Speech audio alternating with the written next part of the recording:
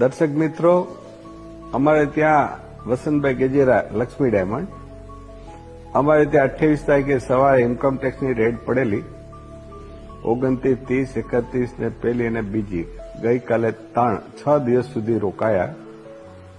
Almost 110 લોકોનો staff હતો અને 27 લોકેશન ઉપર હતું. પણ મિત્રો, એ સરકારે બહુ સારું કામ કર્યું અને સરકારના જે અધિકારીઓ હતા એ પણ ઝીણવટ ભરી 7 દિવસ 6 દિવસ સુધી એને તપાસ કરી.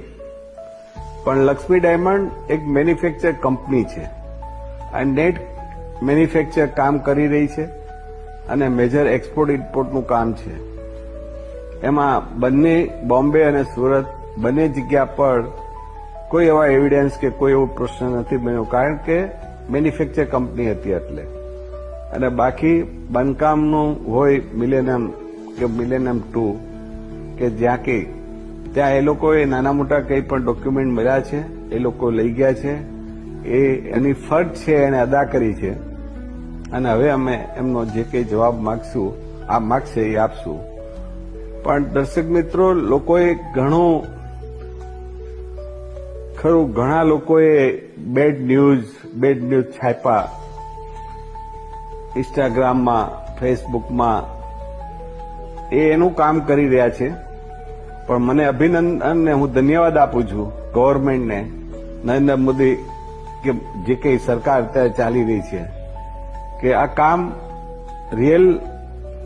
આ કંપની 53 વર્ષથી ચાલે છે. 53 વર્ષમાં પહેલી વાર રેડ આવી છે. એટલે એટલી બધી કંપનીને એમને એટલા ટાઈમ સુધી એમને ઇજ્જત મળી. અત્યાર સુધી આવું કોઈ કાર્ય બન્યું નથી. અને બેસ્ટ એ લોકો પણ જે રીતે મેનેજ કર્યું છે, જે રીતે એ લોકો તપાસ કર્યું છે, એનો પણ મને પ્રાઉડ છે. કોઈ પણ અધિકારી કોઈ પણ બેડ શબ્દ નથી વાપરા. અમારા ફેમિલીમાં લેડીઝો સાથે પણ સારો વ્યવહાર કર્યો છે. એને હું અભિનંદન આપું છું અધિકારીઓને અને હું એને સલામ પણ કરું છું કે અને મને આનંદ પણ છે કે મારે ત્યાં આવી રીતે 6 દિવસ રેડ થતા છૂટપૂટ કંઈ 2-5 કરોડ રૂપિયા અગર તો નાના મોટા થોડા કાગળિયા એ લોકો લઈ ગયા છે અને એનો હવે ભવિષ્યમાં અમે એનો જવાબ આપશું. અમારી તમામ માહિતીથી અપડેટેડ રહેવા માટે જોડાયેલા રહો ત્રિશુલ ન્યૂઝ સાથે.